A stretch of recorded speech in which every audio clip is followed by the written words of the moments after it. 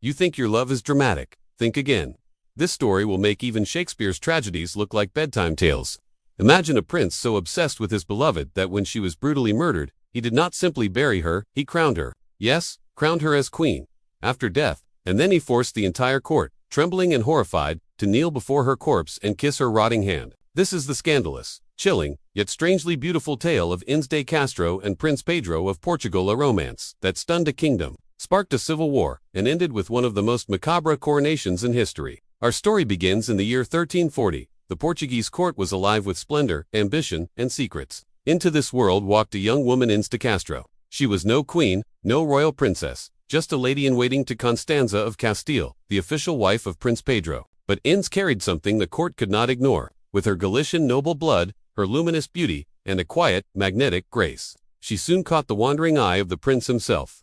It should have ended there, just a glance, a passing admiration. But Pedro was no ordinary man. Passion burned in him, fierce and unrestrained. He was a man who lived not by rules, but by fire, and Inês became that fire.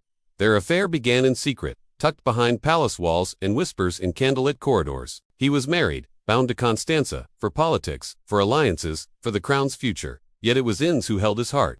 Constanza herself noticed, but fate or cruelty intervened in 1345, when she died giving birth. Suddenly, Pedro was a widower, free to love openly, and love he did. He brought Inês into his life, not as a mistress, but as something far more dangerous, his partner, his equal. Soon, they had 4 children together. The court gasped in scandal. The nobles whispered, and above all, King Afonso IV, Pedro's father, trembled. Why? Because Inês was not just beautiful, she was powerful. Her family, the Castros, were Galician nobles with dangerous influence. If their children rose, the balance of Portugal's politics might tilt. Afonso wanted Pedro to remarry, to secure alliances, but Pedro refused. His heart had chosen Inês. He did not care for treaties or noble families, only her. So Afonso tried to intervene, first with warnings, then by forcing Pedro to part from her. He ordered Inês exiled to a convent, but love this powerful doesn't die with distance. Pedro rode across borders, found her, and brought her back. They lived openly, defying the king. Portugal buzzed with scandal. How could a prince risk the kingdom for passion? How could he allow his heart to overrule his crown? By 1355, Afonso's patience had snapped. He feared that Pedro's devotion would one day destroy Portugal. So, he listened to his counselors, 3 men whose names would be written in blood. On a cold January day, while Pedro was away, they entered Inês's chambers. She clutched her children to her chest, begging for mercy. But mercy never came. In front of her terrified little ones, they stabbed her again and again until her body lay lifeless on the floor. When Pedro returned, he found his beloved murdered, the mother of his children butchered like an animal. Can you imagine the rage, the heartbreak? The fire that burned in his chest could no longer be contained. His grief became fury, and fury became war. The prince unleashed vengeance across Portugal. He hunted his enemies, loyalists of his father, those who dared conspire in Inês's death. Blood soaked the north of the kingdom as Pedro carved his wrath into history. This was no mild morning. This was a storm, violent and unyielding. Yet, beneath the fury, his heart remained tethered not to revenge but to Inês. She was gone, and yet, she wasn't. In his mind, their love had not ended. Death could not sever what he felt. And so, Pedro did the unthinkable. In 1357, King Afonso IV died, and Pedro ascended the throne. Now king, his word was law. And his first act was to declare that he had secretly married Inês. While she was alive, nobody had seen it, no one had proof, but Pedro swore it. By this declaration, his children with Inês became legitimate heirs to the crown. But Pedro went further, much further. According to legend, he ordered Inês's body exhumed. Imagine it. The grave opened, the cold earth pulled away, the corpse of Inês decayed lifeless, brought into the palace. She was dressed in royal robes, her bones cloaked in velvet and jewels, her skull crowned with gold. He placed her on a throne. And then, the moment that has haunted Portuguese history for centuries, he summoned the nobles. One by one, they had to kneel before the corpse queen. One by one, they kissed her hand, stiff and skeletal, in a gesture of loyalty. Can you feel the horror? The suffocating silence of the court, broken only by the rustle of silk and the sound of lips pressing against dead flesh. This was not love anymore.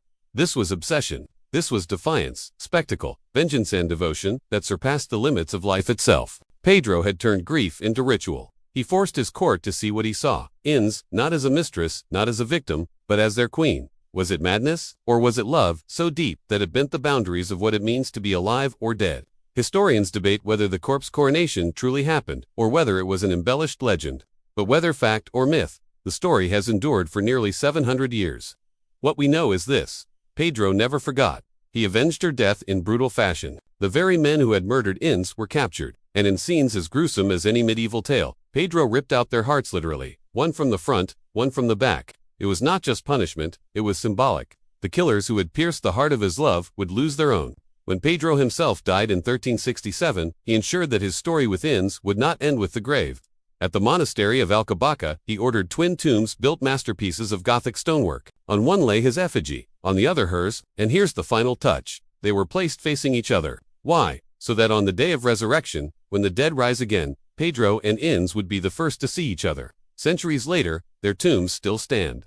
Tourists and lovers wander the monastery, staring at the silent stone figures of the king and his corpse queen, eternally united in marble. Think of the irony: Pedro's love was forbidden, condemned, torn apart by daggers. Yet today, they lie side by side, immortalized as Portugal's most famous couple. Their story has inspired operas, poems, plays. Eve on the phrase, agora atagi, Inês é morta, which translates to it, esse tulachi Inês is dead, a proverb that still echoes in Portuguese language today, reminding all that some chances, once lost, are gone forever. So what do you think? Was Pedro's devotion the ultimate act of lavor, the ultimate act of madness? Was Inês honored? Was she used as a puppet in her lover's obsession? Whatever your answer, one truth remains: their scandal changed history. A love that defied politics, a murder that ignited war, and a coronation that blurred the line between life and death. He did not wait for grief to fade. He dragged death into daylight, seating his murdered love upon a throne, commanding a living court to bow before a body.